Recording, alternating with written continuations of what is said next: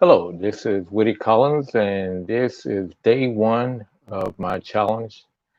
And it's a self imposed challenge that I decided to challenge myself to do 30 days of live streaming. And so, since I have the software, I have the license, and I'm paying for it, I decided, well, I might as well use it. And also to be able to answer questions that may come in from some of the viewers. So I am excited about doing this, and I hope that we get people to come back and engage. So without further ado, let's go ahead and get started. Number one is one of the things that I've been uh, kind of worried about is the in Kinshasa today they were having planned protests. And I have not seen anything on the news yet, so it may be a little early. However, I think I would have saw something that came in on one of the alerts that came in from Kinshasa saying how did the protests go.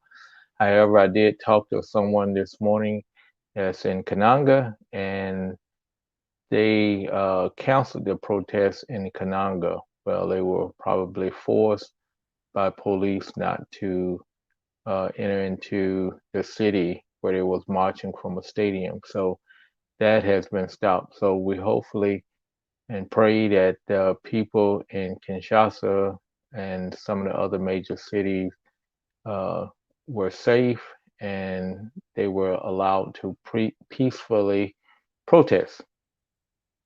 And this is all in connection with last week they nominated someone to be in charge of the national elections. That will be another 4 years from now, and about 3.5 years.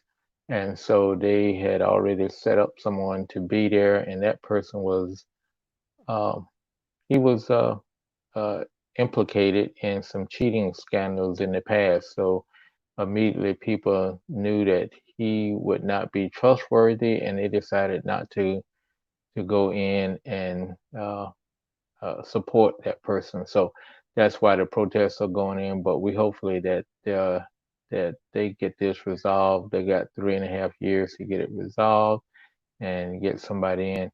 But doing an election in the Congo is going to be very difficult.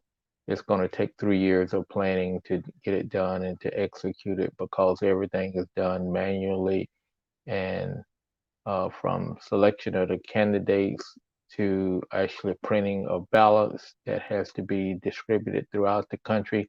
So it's a arduous task of getting setting up elections. So that's the reason why they had selected somebody to be in charge of that office already.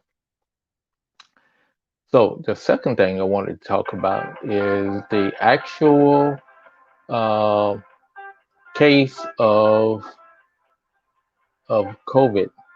For the last few days, the COVID has been going on, and on a national website that's sponsored by the government of Kinshasa, they have not updated their COVID statistics since probably late last week. And so it still remains here at 3,500 people who's been recovered from it, and 7,845 people who confirmed. However, on some of the other international websites, they have reported over 8,075 people who has been confirmed with COVID.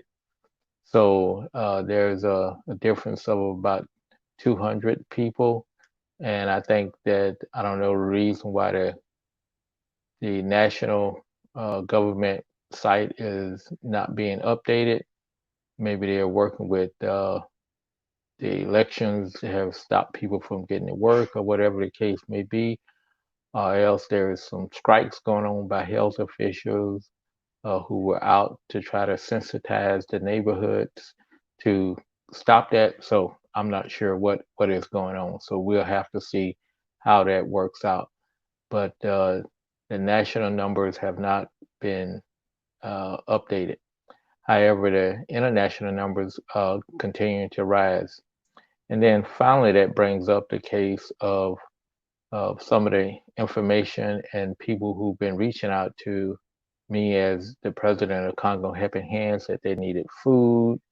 Uh, One person sent in a request that they needed $7,000 to buy food, flour, oil, and different things like that. So that's a lot of money, and I'm, to be, and especially in Kinshasa, that's not going to go very far. So it was just for their group of people who that they were going to distribute food to. And also in the other areas that I've worked in Kananga particular, I've got messages in. People are wanting face masks. People wanting different things because the economy is pretty much shut down, and so people are not working. People don't have a relief system in place from the government, so that they're really hurting. So you get these, notices, and you get these requests that they need food, they need money to pay for rent, they need different things. So it's a different story with the people who are really, uh, you know, involved in COVID.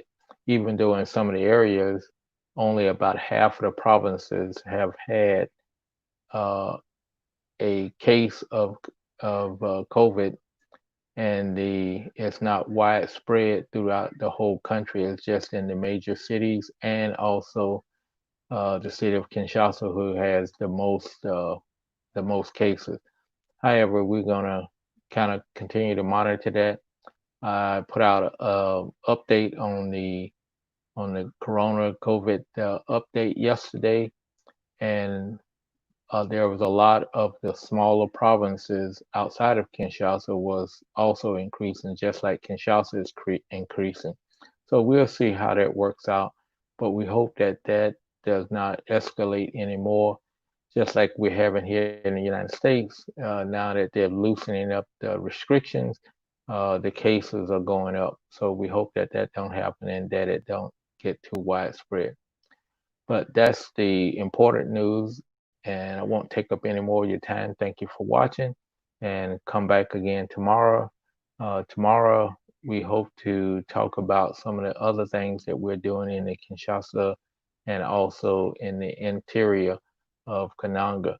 So we'll be talking about those and giving you an update on any other information that we have that we're getting out of that's either official or unofficial.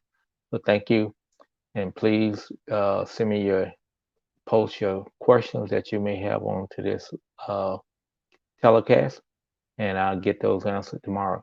Thank you. Have a great day. Be safe and be blessed. Bye.